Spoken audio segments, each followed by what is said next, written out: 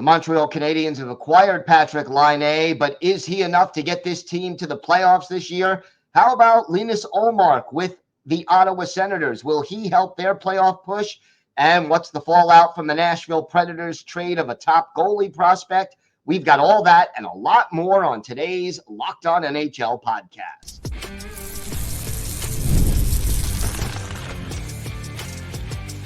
You're Locked On NHL, your daily podcast on the National Hockey League.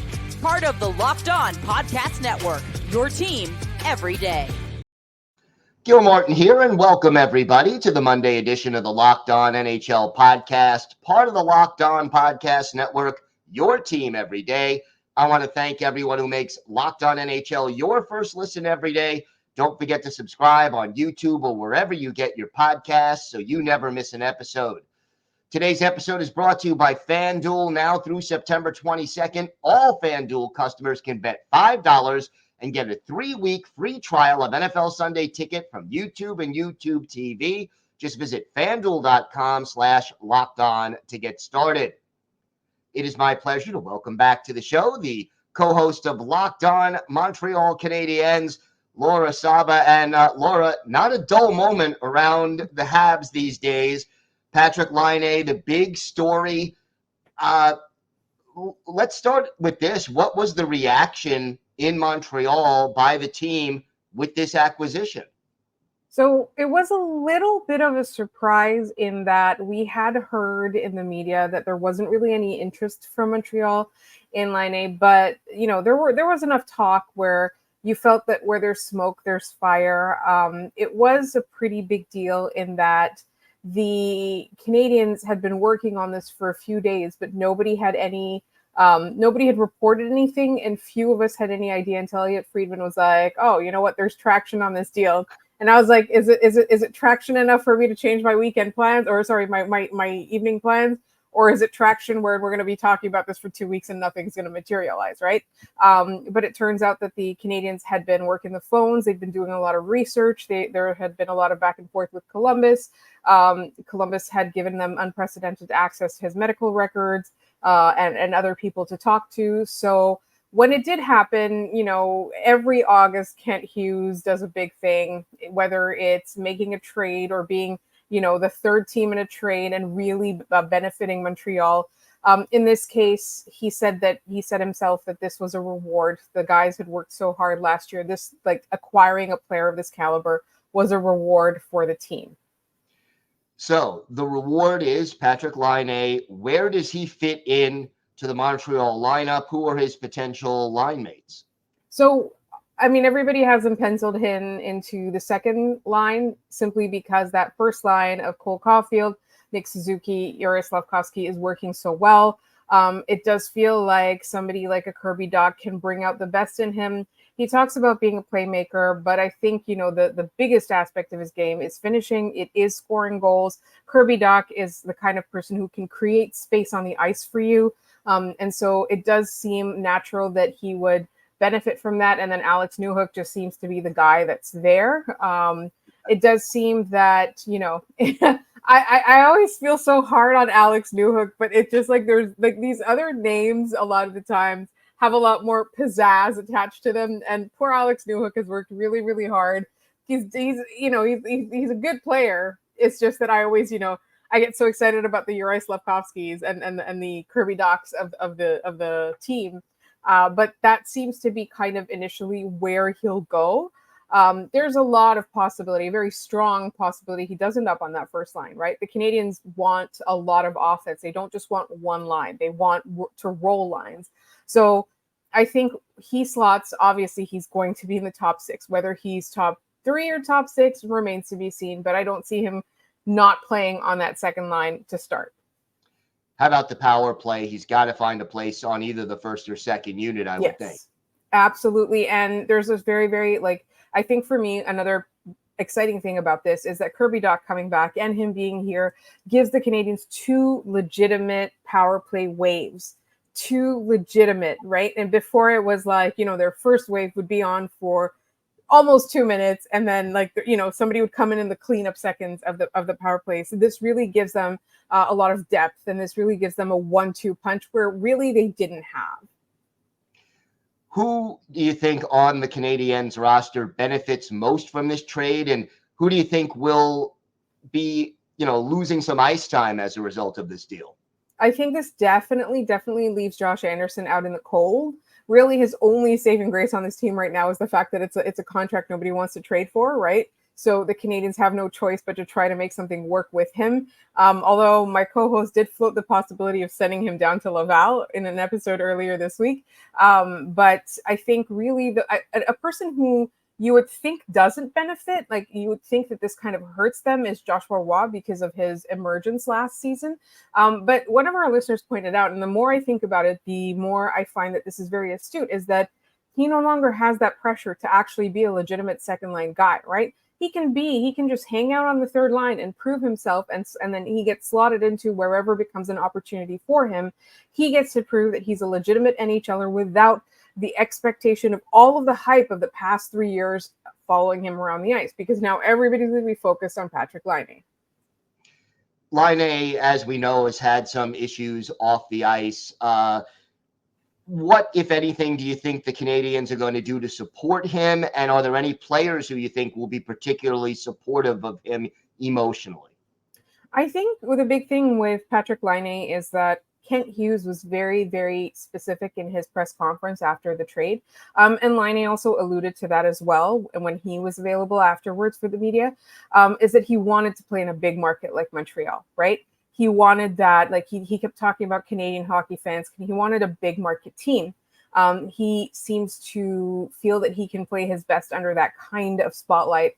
But at the same time, the Montreal Canadiens as an organization have come so far in the last 3 years, not even 2.5 years, with Jeff Borton at the helm and Kent Hughes as a general manager, is that they've cared a lot more about players' well-being in general. Like, it has been a significant shift. So I think the Canadiens are prepared to support him in whatever way they can. Particularly, they are very, very driven with initiatives and things like that and supporting their players. I also think Nick Suzuki's probably going to be one of the top people that reaches out to him, is there for him.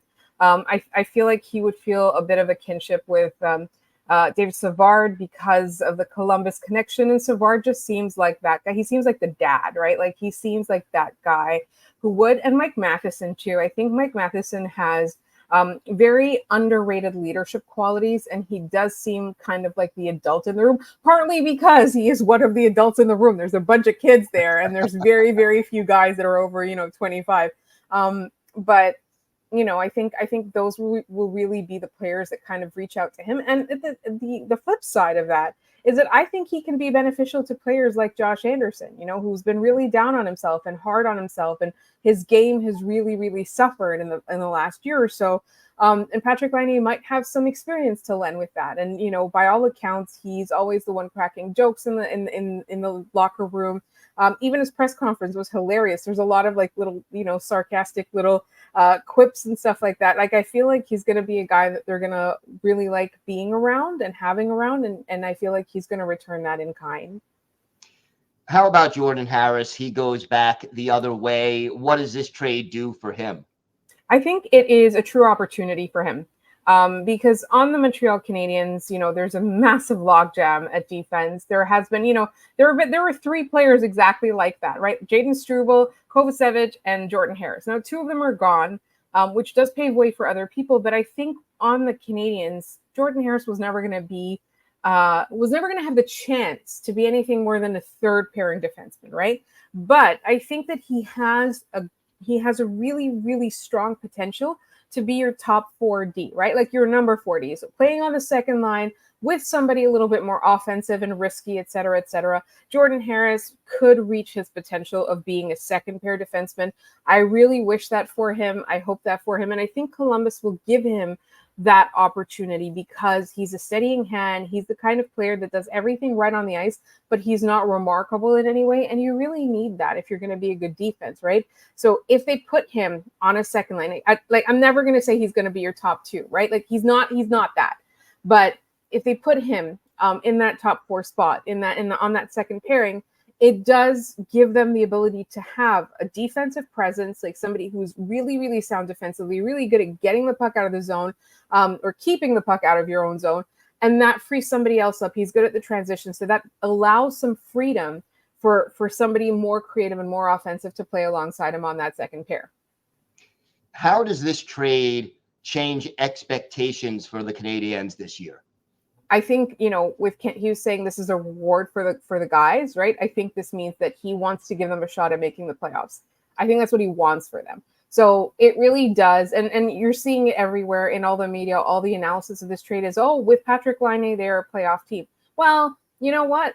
He's not the only player on this team. There's a bunch of other players on this team. So if there are no injuries, then I think that anything less than a wild card spot would be a disappointment this year. All right. Well, I know you'll keep track of it all year long. Laura, why don't you tell our viewers and our listeners where they could find the podcast and where they could find you on social media? So we are Locked On Canadiens. You'll find us anywhere you get your podcast, as well as on YouTube, just like Locked On NHL. You'll find me on Twitter at The Active Stick. You'll find my co-host at Maybe It's Ian. If you're a Habs fan, or even if you're not, check out our podcast. It's been really fun. I recently had a co-host change. It's been really fun. And we're gonna be talking about Patrik Laine all the time now. So check it out. All right, Laura, thank you so much. Thank you.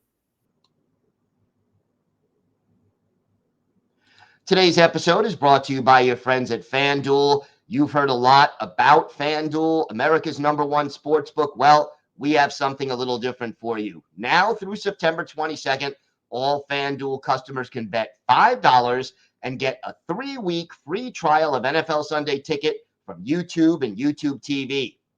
Then with a YouTube TV base plan, you'll be able to watch every regular season Sunday afternoon out-of-market game. All you need is a Google account and a current form of payment, and you can cancel anytime. And look, hockey fans, you can check out hockey futures on FanDuel. You've got baseball going, football futures, college football coming back. Lots of odds to check out at FanDuel. Just visit FanDuel.com/lockedon to download America's #1 sportsbook, FanDuel.com/lockedon. FanDuel, America's #1 sportsbook. It is my pleasure to welcome back to the show the co-host of Locked On Predators, Ann Kimmel. And hasn't exactly been a quiet summer in the Music City, Ann, but I guess Predators fans and the Predators organization a little relieved to put the Yaroslav Askarov situation behind them. It has been a very active offseason, and of course, extra drama last week when Yaroslav Askarov said that he wanted to be traded and would not report to AAHL camp. Fortunately, that situation wrapped up on Friday afternoon with the trade to the San Jose Sharks. So that is one storyline that we can close the chapter on before we kick off a wild training camp. And I mean, from what we understand, the team did not initiate this. Askarov kind of set all of this in motion. First of all, are you pleased with the return that Barry Trotz got in this trade? I do think that it is a good return. I will say that it is not a glamorous return. And I think a lot of Nashville Predators fans felt like Yaroslav Askarov was going to bring a glamorous return. And this may not be flashy on paper, but it is exactly what you want to get when you're trading away your first round pick. You want to get a first round pick back. And they got a first round pick in the 2025 draft. They also got a late first round pick in David Edstrom. They also got goaltender Magnus Krona, who fills a vacancy left as Yaroslav Askarov kind of leaves the team, and he sort of steps into that 3A, 3B role that the Predators were going to have to fill. So on paper, I think this really looks like a solid trade for the Nashville Predators. Again, unglamorous, but I think it fits the bill for what Barry Trotz really wanted to get back in a deal like this. Now, there were conditions on the 2025 pick. What were the conditions and how likely are they to be met? This is Vegas Golden Knights pick. And so everybody in San Jose and in Nashville are praying for the downfall of the Vegas Golden Knights so that they can get a top 10 pick. We're going to have to wait and see how that all sorts out after this season. But this will be, regardless of where it falls in the first round, Nashville will have 3 first round picks in the 2025 draft. 5 picks in the top 70 picks in the 2025 draft. So they are set up very, very nicely with some draft capital. And that's something that may come into play depending on how the season goes at the trade deadline for Barry Trotz.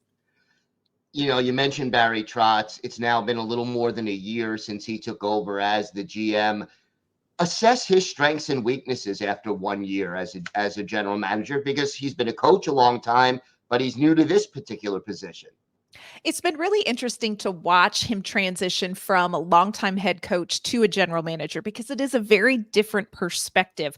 But I do think his experience as a head coach weighs in on some of these decisions that he now has to make as a general manager. And I do think this Yaroslav Askarov situation highlights that potentially, because Barry Trotz has been a coach. One of the things that he values very much is locker room culture and relationship among the team. And I feel like as this Yaroslav Askarov situation began to snowball, it really became evident to Barry Trotz, the general manager, that wrapping this up ahead of training camp was the best thing to do for the franchise, both in Nashville and in Milwaukee. And he was very fortunate to be able to put together, I think, a deal that both parties walked away from Friday afternoon feeling good about. So I think that his head coaching experience does affect sort of what he does as a general manager. He has been a very bold general manager. He went out at this free agency as it opened up, and of course signed Steven Stamkos, Jonathan Marchessault, really changing the trajectory of the Nashville Predators for the next 2 to 3 seasons. And that played a part in moving on from Yaroslav Askarov as well. But he's really not afraid to make the decisions that he feels like sets this team up, both short term to be a contender, but also isn't sacrificing the long-term viability by trading away too many picks or prospects. So he's really right now got Nashville in a sweet spot, and it's just going to be up to the team to see what they do with this opportunity. Yeah, 3 first-round picks, certainly, an opportunity to replenish the system while still in win-now mode. Not too many teams get to claim that.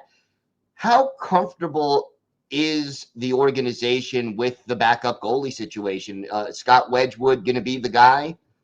Scott Wedgwood is going to be the guy. Of course, UC Saros signed this huge 8-year deal, which sort of began the end of the Yaroslav Askarov future in Nashville. But then Barry Trotz went out and signed Scott Wedgwood to a 2-year deal. And here is the difference in why, and this is why Barry Trotz went about this decision. When you have Yaroslav Askarov coming in, and if he were to be your backup, your expectation of Askarov would be gain NHL experience, get better in net. But in more of a win now mode, what they need from a backup goaltender is somebody who can step in for UC Saros and keep the team winning. And Scott Wedgwood has a lot more experience in the NHL, and we really saw that he's able to do that. He did that last season with the Dallas Stars when Ottinger was out with injury. He stepped in and was really able to keep the team moving forward. So Scott Wedgwood is going to be the backup guy, and I think people should feel very comfortable with that move. I think it really shores up any sort of issue that would arise, say UC Saros, knock on wood, were to get injured. You have a backup goaltender that can come in, can play a lot of games, who has that experience, who can play under pressure and really keep the team moving forward to being more of a contender this season. A lot of changes on this team over the course of the offseason. How concerned are you about sort of the chemistry, especially early in the year?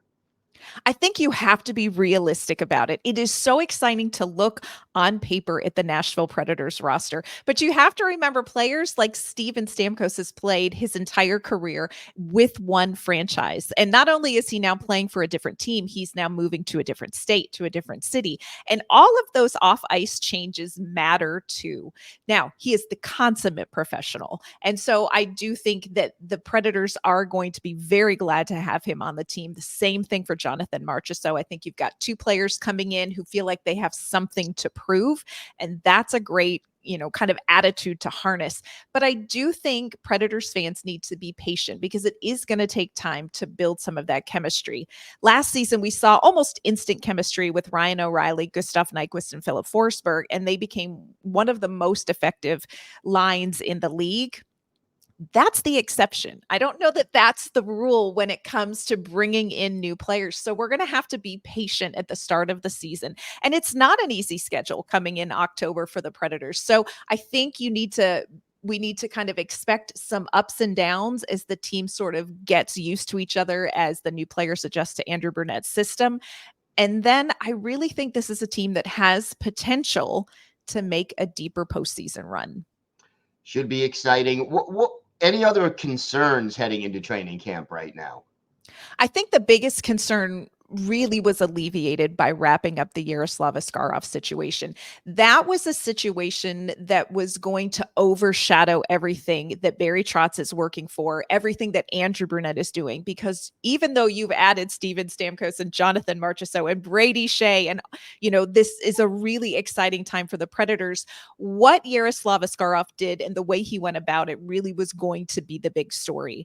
And so I feel like Barry Trotz did a great job wrapping that situation up. I think going into training camp, we're going to have to see how some of the younger players fit into the roster. I think one player to watch is Tommy Novak. The expectation is he's going to maybe be your second line center. Is he ready to step into that role for the Nashville Predators? Luke Evangelista, great season last season. Can he continue to build on what he did in the second half of last season for the Predators? So keep an eye on some of these younger players, even as you watch these new veterans get used to a new system and a new city and a new team. I know it won't be dull. Lots to look forward to in Nashville. And why don't you tell our viewers and our listeners where they could find the podcast and where they could find you and your co-host on social media? You can follow the podcast on social media at LO_Predators. Of course, you can find us on your favorite podcasting platform, and we are on YouTube as well. You can follow me on social media at AnnK_Mama on Ice. All right. Ann, thanks so much. Always a pleasure. Thanks so much, Gil. Today's episode is brought to you by your friends at eBay Motors. Passion, drive, and patience. The formula for winning championships is also what keeps your ride or die alive. eBay Motors has everything you need to maintain your vehicle and level it up to peak performance. Superchargers, roof racks, exhaust kits, LED headlights, and more. Whether you're into speed, power, or style, eBay Motors has you covered. And with over 122 million parts for your number one ride or die, you'll always find exactly what you're looking for. And with eBay Guaranteed Fit, your part is guaranteed to fit your ride every time or your money back. Because with eBay Motors, you're burning rubber, not cash. With all the parts you need at the prices you want, it's easy to make your car the MVP and bring home huge wins. Keep your ride or die alive at ebaymotors.com. Eligible items only. Exclusions apply. eBay Guaranteed Fit only available to U.S. customers. It is my pleasure to welcome back to the show a very familiar face to Locked On NHL viewers and a familiar voice to Locked On NHL listeners, Ross Levitan of Locked On Senators and Sens Central. And Ross, it hasn't been dull this summer up in Ottawa. No, and I'm glad we can finally shine the spotlight in Ottawa, because back-to-back weeks on our Wednesday Eastern Conference show, Locked On NHL, where I do it with Mike DiStefano from Locked On Leafs, we had the announcement of Austin Matthews becoming captain. Then the following week, we had the Patrik Laine trade with Montreal. So it's been a lot of action recently in our neck of the woods, but Ottawa did a lot of their business right before the draft, acquiring Linus Ullmark and then making a few more additional moves right around the July 1st free agent frenzy. So it's been a lot quieter, just one prospect trade in late July. Other than that, it's more the excitement of players starting to make their way to town. Some 20-second hype videos the team's putting out, where Brady Tkachuk, Jake Sanderson, all the core pieces are starting to come early and get those captain skates. So a lot of anticipation in the nation's capital right now. Let's start with Ullmark. What does the addition of a world-class goalie mean for this team at this time? Well, they've taken so many swings, right? You go back to Craig Anderson, the greatest goalie in Ottawa Senators history. When the two sides decided to part ways at the pandemic, Ottawa took a swing on Matt Murray. Then they took a swing on Cam Talbot, albeit for a shorter-term contract, but you give up an asset in Philip Gustafsson, who ends up having a really good year after the trade. So there was that double swing, if you want to call it. And then the long-term swing with Joonas Korpisalo did not work out. So for Ottawa, of course, they gave up assets. That first round pick, Dean Letourneau, certainly has high upside down the road. But to turn a draft pick and get rid of the contract of Joonas Korpisalo, otherwise holding $1 million, but still the majority of it, to land Ullmark, of all the goalies I named there, this is the only one with a Vezina pedigree and a guy whose worst season would still be considered really good for what Ottawa's seen in the crease over the last number of years. So how many games do you think he'll start this year, assuming that he stays healthy all season? It's very interesting because Anton Forsberg's also in the last year of his deal, and he had a winning record last year. He had a few stinkers where he let in 4 goals in the first period and he got the hook, but he's a goalie who you expect to bounce back, works extremely hard, always touted as one of those guys who's in the gym first, out last, and he really had a tough year, an .890 save percentage. He was also coming back after 2 torn MCLs in both his knees the year before. So he's not getting any younger either. He'll be 32 this season. They're trying to find a spark here with these two. Fun, quick story is both Anton Forsberg and Linus Ullmark were a goalie tandem in Swedish junior hockey in a small town in northern Sweden in the early 2010s. So they're reuniting those two and hoping that the tandem can have success. To answer your question, I'll say 50 games for Ullmark, and you're looking at about 22 or 32 rather for Anton Forsberg. And as far as confidence goes, I mean, obviously knowing that you have that former Vezina goalie back there should give this team more confidence on the ice on a game in, game out basis. But how do you see it affecting the psychological aspect of this team? It's certainly big, but at this point in the rebuild in Ottawa, failing to take the next step in 2 straight years now, maybe taking a couple big swings that didn't work out. I mentioned the goalies. How about going back-to-back years, giving up your first-round pick that ends up being in the first half because you missed the playoffs for Alex DeBrincat, Jacob Chychrun? Neither guy stays. So expectations have been raised over and over, and it's like who's been brought in. And this time it is Ullmark for sure. But Gil, I'm looking at the core pieces of this team. Tim Stützle, Brady Tkachuk, and Jake Sanderson, namely, among other players that have to play well. Josh Norris and Thomas Chabot are your 2 X factors, with health mostly being the reason why. But they're all making big money now, and those guys have a combined 0 playoff games. And as a core, they need to really take their game to the next level for Ottawa to do the same. So besides Ullmark, what were some of the other moves that you thought were positive ones for this team this offseason? Well, it's different. Let's see if it's positive or negative. I think Ottawa made a few adjustments up front, some of it cap related, having to move on from Mathieu Joseph. They're certainly going to miss his speed in the lineup. But what they did was they added veterans and guys who are 30 plus in David Perron, Nick Jensen, just more leadership type guys. And then they took an upside swing, they believe, in Michael Amadio, who helped the Vegas Golden Knights win a Stanley Cup 2 seasons ago, had a few big goals, 10 points in those playoffs. But I think they're kind of banking on him to be a Swiss Army knife. They're looking at Shane Pinto, who they locked up internally for 2 more years to have a full season after the off-ice distraction and the half-season suspension that he served at the start of last year. So that in itself is going to be big. The stat that us Sens fans are leaning on, Gil, is when all of Tim Stützle, Josh Norris, and Shane Pinto are in the lineup, Ottawa has a very positive result and a really good record. Only problem is that it's happened so rarely with all 3 of them having their own situations that they need to see what they have down the middle. So offseason moves are adding veterans, but it's all about how that's going to gel with the core that they have locked up. Now, one piece of news earlier this week, I know a new center ice logo revealed for the Ottawa Senators. Your thoughts on that, and what about, the fans' thoughts on that?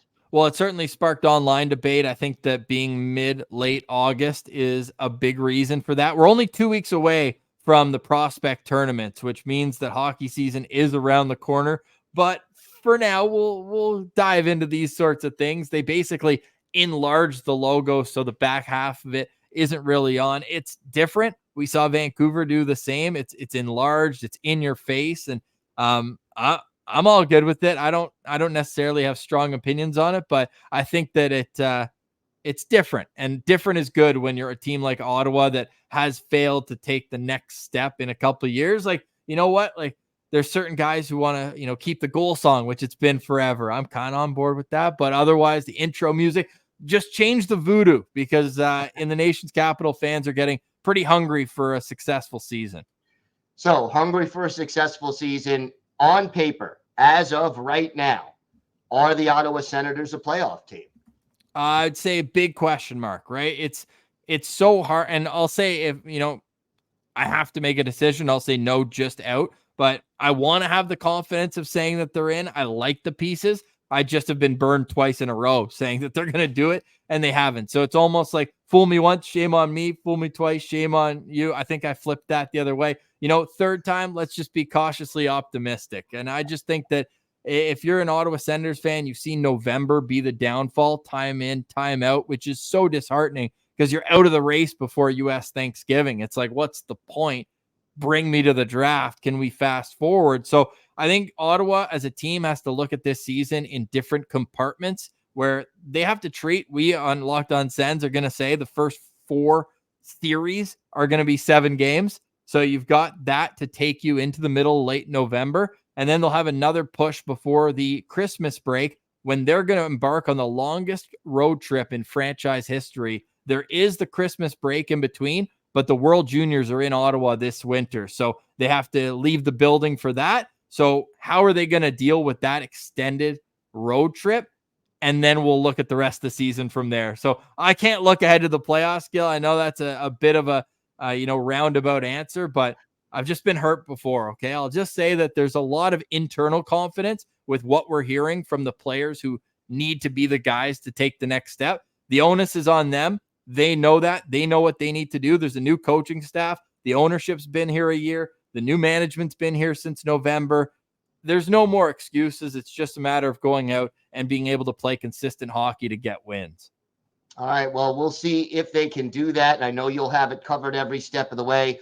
Ross, why don't you tell our viewers and our listeners where they can find the podcast, where they can find you and your co-host on social media?